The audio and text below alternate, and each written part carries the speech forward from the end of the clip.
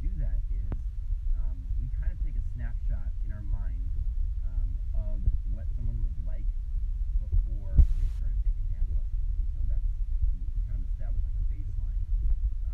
And so, we're going to ask, as a dance teacher at Arthur Murray, what we do is we ask a lot of questions to kind of give an idea of like what was life like before you took dance lessons, before you got here, and then what was it that you struggled with.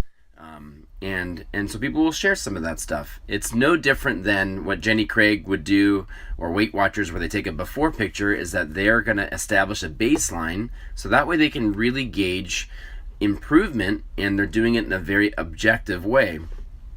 By the way, one of the reasons why like diets sometimes fail, or just like workout and weight loss in general fail, is because people just don't take a before picture, and then they're always measuring their results just based on maybe how they look in the mirror.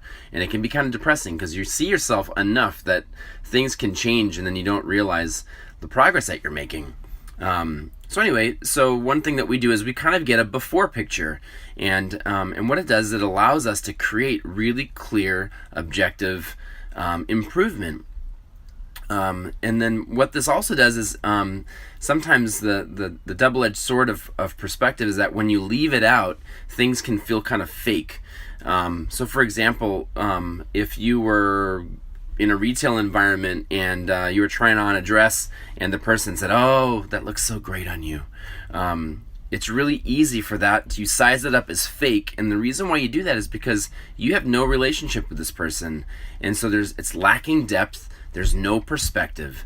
Now, if this was the same sales associate that you worked with, and maybe this person saw what you look like 6 months earlier, saw the outfits that you had chosen, and then now you've maybe you made some adjustments, and they could actually comment with some perspective. Gosh, this one, and you love this retail person where they say, this one looks so much better than that last one, and somehow that feels a little bit less surface. It has a little bit more depth because there's a little bit more perspective behind it.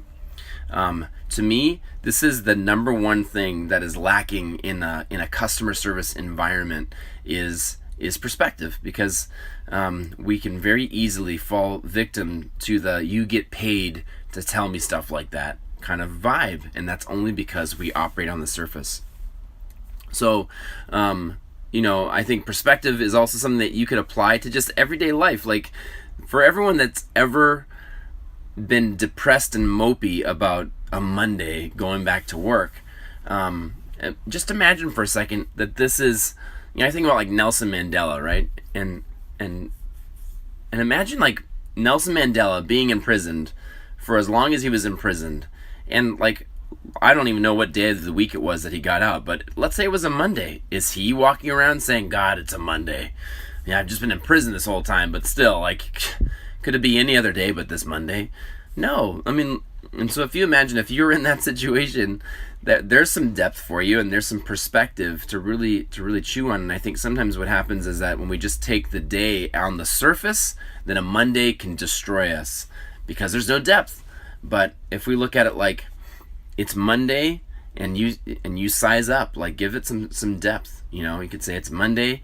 I am so thankful that I have a job. Remember 2 years ago when I didn't, and I was, bumming rides off people and sleeping on somebody's couch, and now I get a chance to wake up, get dressed, and go into a place where they're going to pay me to do something that I love. And right away, you've got some perspective. So, whether you're looking for motivation or you're just looking for a better way to communicate with people, I think one really critical ingredient, and whether this is just human interaction in your relationship or if it's human interaction at work, you've got to give it a little bit of depth, because otherwise everything on the surface can seem fake and self-serving. The last one would be, let's say you have to apologize for something. If you really need to do one of those, not one of those like, "Hey, I stepped on your foot, sorry," but or the way that my kids apologize to each other, which is kind of like a mandate from parents. But let's say you had to apologize for something. It's one of those ones where you really need to take a minute, take a deep breath, and you need to apologize.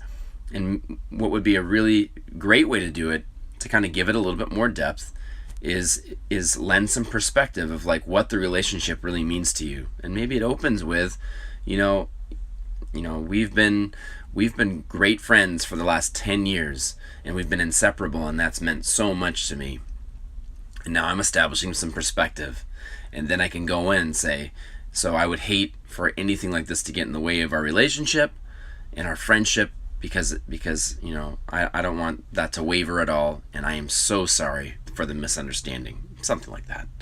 And then right away you're communicating, and it's it definitely feels like it's coming more from the heart rather than saying, hey, I'm really sorry that happened, and then you just move right on. Is that you're really going back and you're giving it some perspective. So overall, whether we're talking about work, life, if we're talking about just creating a better photo on Instagram or a portrait that you're painting, is perspective is something that just adds more depth of field. It gives everything a little bit more substance, and it prevents you from sounding fake, phony, or just relying on like the surface level response.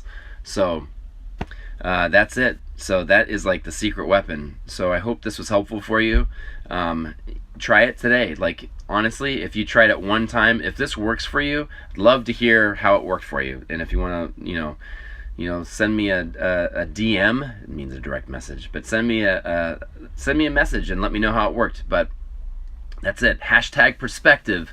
If you want to throw it up, if you want to give me a shout out, whatever you want to do.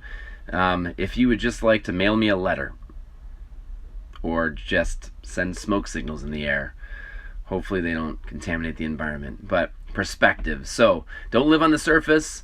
Give it some perspective. Remember, every single thing has a before picture. It's just whether or not you want to utilize that, and whether or not you want to communicate that. And if that relationship is important to you, then you need to give everything a little bit of perspective, so that way nothing comes across as phony. So have a great rest of your day.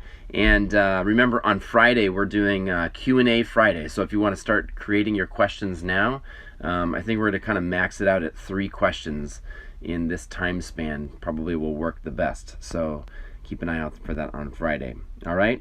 So, all right, Leo and Christina, good to see you guys. And thanks for tuning in this morning. And have a great rest of your day. And try out some perspective.